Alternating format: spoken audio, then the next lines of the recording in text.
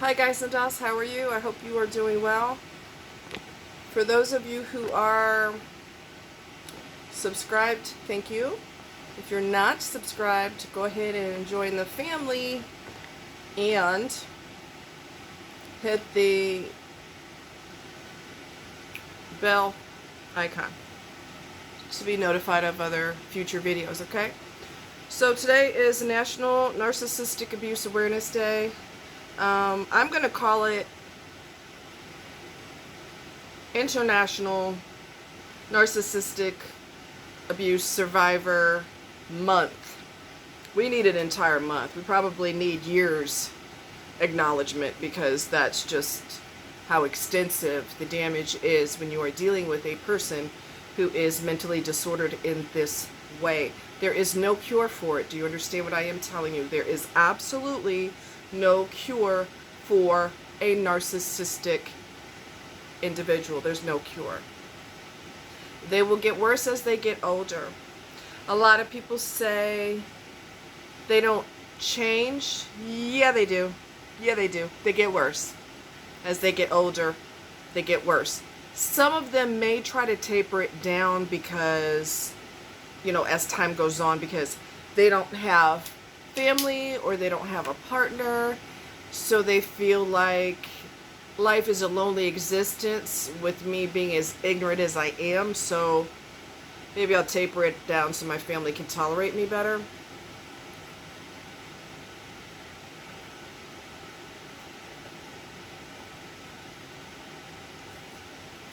So they might try to shave it down temporarily, but they're never going to change. This is who they are. This is never going to get better, and they're going to realize the error of their ways. I've said that many times. And another topic I want to bring up, well, let me backtrack. For those of you who are on the receiving end of narcissistic abuse, you're still dealing with it. And you're trying to extricate yourself from this situation. Know that you deserve to be out of prison. I've said this before, and I will say it again. For people who are on the receiving end of narc abuse,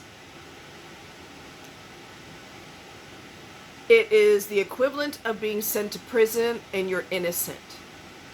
And you're going to have life without parole unless you decide to pull away from this situation. Is it going to be easy?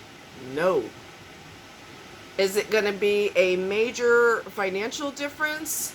Yes. Potentially, yes. Especially post-COVID. Will your children be affected by this? Yes. Don't stay together for the children if the partner is a narcissist / demented person / twisted person. Don't stay together for the children. You're teaching your children how to have a dysfunctional relationship. That's what you're doing. This is how you do it, boys and girls. See how mommy and daddy hate each other? And we physically fight? Because some people physically fight in their relationships. See how we call each other names and slam doors and say F you and F you too, and it's just a cluster every day? This is how you do it. You don't want to teach your children that. You don't want to teach your children that. That's not healthy. It's sick. Alright? So today's topic, aside from that, but those of you who are survivors, my prayers are with you, and if you need someone to talk to, I do phone coaching, so you could talk to me on here under one of my videos, but if you actually want to talk to me privately, my Instagram is tranquility, TRANQUILITY _Q, the letter, small letter Q, and small t, like cutie, but the letters QT, tranquility _QT. Search for me on Instagram and you'll find me. This will be a private conversation. Let me know that you need phone coaching, and I will be more than happy to help you with it. I have a lifetime of experience. I grew up with narcissistic parents. One of my siblings is a severe narc / sadist like his mother. Almost all of my relationships have been like that as well. And I finally took it upon myself to learn, like soak in like a sponge, everything narc, related. So I'm well versed on it. I recognize the patterns. The fastest time that I have noted that someone had severe issues was on a phone call. Never met in person. We had one phone call and that was done. So if you need folk coaching, let me know. Anyway, so topic today is, let's see. I wrote it down. I'm trying to remember how I put it. I think it is when people have a fake ship for sex. All right? They have a fake ship for sex. What do I mean by that? What I mean by that is a person who is off their rocker, don't know what their problem is. I'll tell you about the couple that I know about, okay? Well, they're no longer a couple because he faked a relationship to get access to the drawers and to do the boyfriend-girlfriend thing until he got tired of it. And then I'll tell you what game he ran after he was tired of the drawers, okay? So basically what happened was they met online, which is a no-no right out the gate. Dating sites are one of the worst ways to find somebody because every predator that you could ever possibly think of is on the dating site, all right? But if that's what you want to do, that's fine. And I don't want to hear about, well, my friend met her husband on there. They've been together for 20 years. That's all well and good, but the chances of that are slim to none, especially in today's world where predators are well versed on how to manipulate people. Now, if they met years ago and they were both sincere, that's a rarity, but don't act like that's a normal thing for everybody to, come across. Because that's not, I believe in meeting people face to face the old school way. You can't fake what you look like. You're looking at you're listening to their voice inflections, eye contact or lack of eye contact, body language and everything. You cannot get that online. Sorry, you can't. You got to meet them in person. Online is just a waste of time, colossal waste of time. So anyway, move right along. Anyway, so they met online on a dating site, which is a mating site. It's not for dates. All right, let's get that straight. So if you're just looking for sex, you're going to be good to go. So anyway, they met and they started seeing each other. She started spending a lot of time at his place. He lived out in the sticks. I don't think he has any neighbors. You could literally run through his property butt naked. Nobody would even know. He was, in the sticks. So she loved it out there. It's quiet. It's peaceful. All kinds of hot, passionate sex, chasing each other through the house, probably butt-ass naked. One got a spatula in their hand, spanking the other one's rear end, and just running through the house, doing boyfriend-girlfriend things, okay? Sharing cards on the holiday, flowers, gifts, chocolates, I love you too, blah, blah, blah, blah, blah, blah, blah. Cuddled up on the couch, eating popcorn, watching a movie. Well, that's all well and good. The only problem is he was doing the boyfriend-girlfriend thing, but had no intention of staying with her long term. So he's having sex for a fake ship. That's not a real relationship. Now, what does it do to the woman or to the soft-hearted man? What it does to them is break their heart in the end, because you're rocking their world in the bed to where they can't even say their name.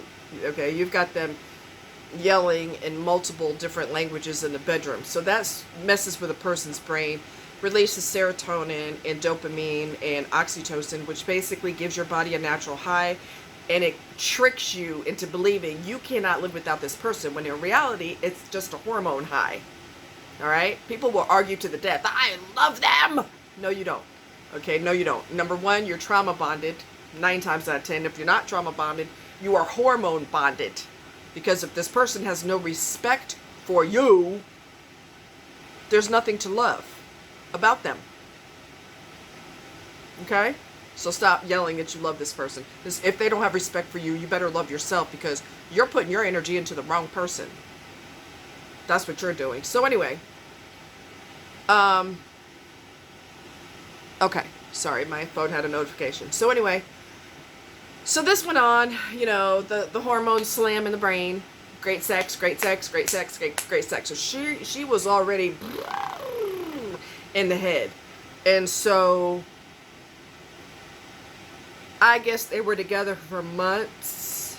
And like I said, sharing, exchanging cards, and you know, cooking meals in the kitchen together, and all this other stuff that's typically for couples, right? People that are using you for physical reasons, they don't want to do couple things with you normally, although they'll fake it, but they usually want to hit the draws, and then you can just go ahead and get up out of here. I'm not even getting out the bed to walk you to the door, okay? Because I got what I wanted, I'm tired, and see yourself out.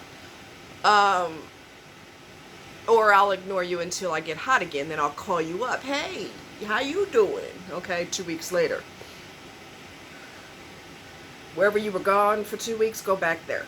All right? You're gonna have to start being the queen and the kings of your lives, and you're gonna have to start firing people. You're the boss. What did I tell y'all before? You're the CEO, CFO, vice president, and president of your life. You better start acting like it, and you better start getting rid of people that have no respect for you. And if somebody taps your drawers and don't talk to you for 2 weeks at a time or longer,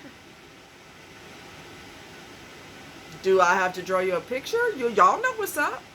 And if you don't, you better figure it out, because your heart's going to be destroyed. Okay? So anyway, after so many months and he's tired of playing the game, he starts going on this whole spiel about, you know, not everybody's supposed to be in love, which I agree. For some people, it doesn't work out. They might have been married, the person died, they never got married again. Whatever the case. I mean, everybody's situation's different, right? Love's not supposed to be for everybody. I've had terrible relationships before, and he goes on and on and on and on and on, right? And then it broke her heart in a million pieces. And then not long after he did this long 10-page speech of how relationships don't work for him, he was seen by her online posing with another woman. There goes that whole speech that relationships don't work. 30 seconds later, he's with someone else. Okay, get a clue, right? She is still swooned by him to this day. She will always be swooned by him until she realizes that she deserves better than to be treated like that. But she's also attracted to people who don't want her. If she has to hire a private investigator to send you a love note because you're ignoring her and you've disappeared into the wind, that's what she'll do if you don't want nothing to do with her. If the feelings are mutual, she dismisses you. So again, you know, you've got to address your own issues. You cannot have a solid relationship with someone else until you address what's wrong with you. And the fact that you're attracted to people who don't want you is self-sabotage all the way around the board, okay? I think we've all done that to a degree or two, or not, or something. Even if we don't like the challenge of trying to get that person interested, there's a possibility that you're self-sabotaging right out the gate. And if that's what you're doing, you got to put a stop to it. So some people will do that. Women will do it to men. You know, I'll call you and talk sweet nothings in your ear and laugh at all your jokes. And we spend all this time together and we hold hands through the park and, you know, make this hot, passionate love. And we should get a puppy together. And we should move in together. And if she's a demented person, that's all for show. Okay? All of that is for show. She ain't no more serious about you than the man on the moon. Alright? And I've seen situations where men will deliberately choose women who are beautiful. He doesn't seem to notice that she's poisonous, but he kind of likes when his family or his friends go, damn, she looks like a freaking model. How did you get that? She is gorgeous. Yeah, see, and this blows his ego up bigger and bigger and bigger and bigger and bigger. And no, no, no, no. There has to be more to it than that. So let me give you an example. So if somebody sends you a beautiful package in the mail, the packaging is exquisite. The design on the paper is exquisite. You know, the ribbons are just ornate, gorgeous colors, looks like silk. Most beautiful package you ever saw in your life, and you open it up and it blew your face off and you're dead because there was a pipe bomb in there, but you were tripping off of how beautiful the box was. It's not gonna make you any less dead, you know, and you have no opportunity to, you know, regardless of how pretty the package is, you're gonna be dead. So you have to look at something other than good looks. All right. Good looks are irrelevant. 1000% irrelevant. That has nothing to do with what's going on with the person on the inside. And they know they're good looking. Okay? So they're going to use that to seduce people based on their looks alone. Okay? Whether it's a male or female does not matter. When they walk into a room, they notice people going, they notice that. They're not dumb. They see how giggly people get when they're talking to them. They know that their looks can be used as a weapon to manipulate people. So you got to look at something better than looks, okay? So yeah, is your partner doing that to you? Having sex for a fake ship? Or manipulating you for money, a baby, a place to live? A lot of narcissists are homeless. I've told you that before. I knew of a narc that was living in a house that should have been condemned. And he's trying to move in with women, sleep his way to a new place to live. So yeah, you gotta be careful. Be careful of those charmers. Be careful of, oh, it's so hot, as always. And I am sitting by the fan, and I'm still hot. Be careful of charmers. Be careful of good-looking people that are, especially excessively good-looking people. There got to be more to it than looks. Okay? There has to be a lot more to it than that. Are you in a relationship, or are you in a fake ship? Regardless of the reason why you're being used, are you in a real relationship? Okay? And what did I say about respect? If they don't love you, truly love you, and they don't respect you, it's time to go. It's time to go. I cannot begin to tell you how many criminal documentaries I saw where the woman she was attractive. I've seen better looking, but she was attractive. And the guy, she just knew how to wrap men around her pinky. Well, she ended up overdosing him on drugs, and he died. She did that on purpose, injected him. Of course, that was part of their play too, doing the drug thing. Okay, so she killed him.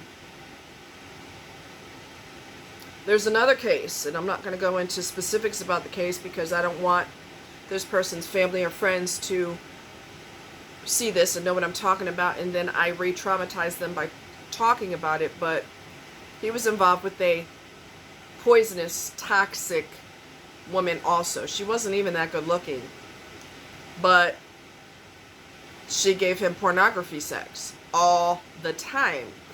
She even became his religion, which is really weird because in his religion, you shouldn't have sex until you're married. But she became his religion to impress him, all the while doing all this freaky deaky wild sex with him. And his friends had warned him that she was toxic. You need to get away from her. Did he listen? Oh. It cost him his life because the manipulation that she was doing to try to get him as a permanent partner wasn't working. And then his religion, he felt guilty about all this wild sex that he's having with her.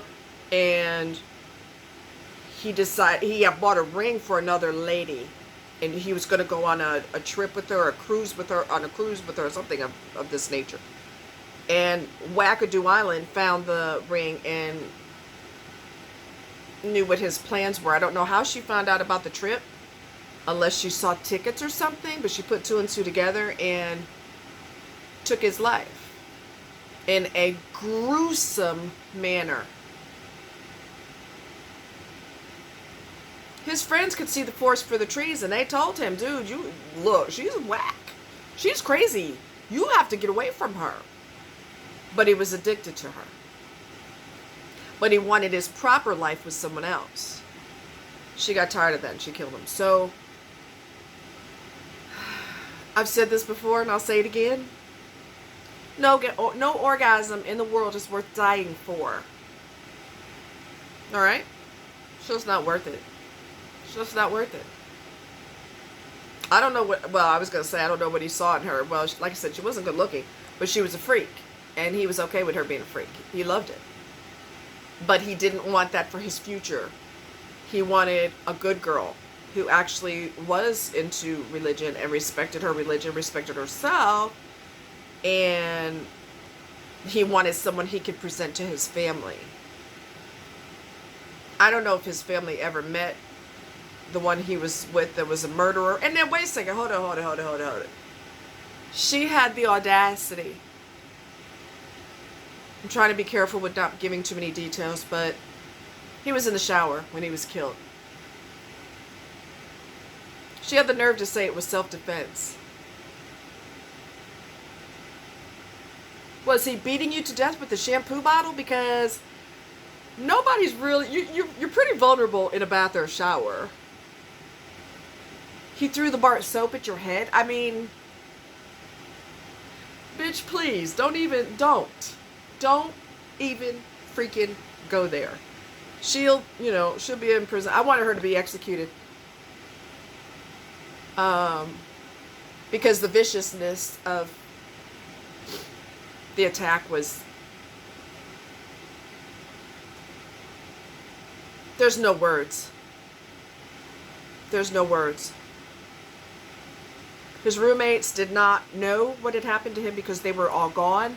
I don't know if they all went on a trip together and they were gone for several days, but when they came home, obviously the smell, right? So, be careful. Be very careful. Because it's just not worth it in the end. It might be a so-called fantasy in the beginning, but in the end it could end in a funeral. And if the person doesn't kill you physically, they will kill you mentally, emotionally, psychologically, financially, and in your soul. So they're still murdering you, but you get to live with the torture of what they've done. So you need to reevaluate and make sure that you are getting the respect that you need, and make sure that this person is not disordered and not vindictive and mean and nasty and sarcastic and belittling and fake. Because with a lot of partners that are narcs in particular, once they get what they want from you, all that pornography sex stops. Once you say I do, they're done. I cannot tell you how many men I have counseled who married narc women and they're in a celibate marriage. I wish I had a $20 bill for every time I counseled a man who was in that situation. Women go through it too. I went through it too. I was with a poisonous person for 20 plus years. And they use sex as a form of control. They use good sex to scramble your brain. And they also put the sex on ice when they're devaluing you or they're devaluing you. They're distancing themselves from you. they already got freaky deaky sex from you as much as they wanted, and then they get to the point where they're just they lose interest altogether. Yeah. And they always have other lovers. Don't think they don't. They do. So, anyway, that's my lesson for today, boys and girls. I love y'all. Stay cool like ice, and see you next time. Take care.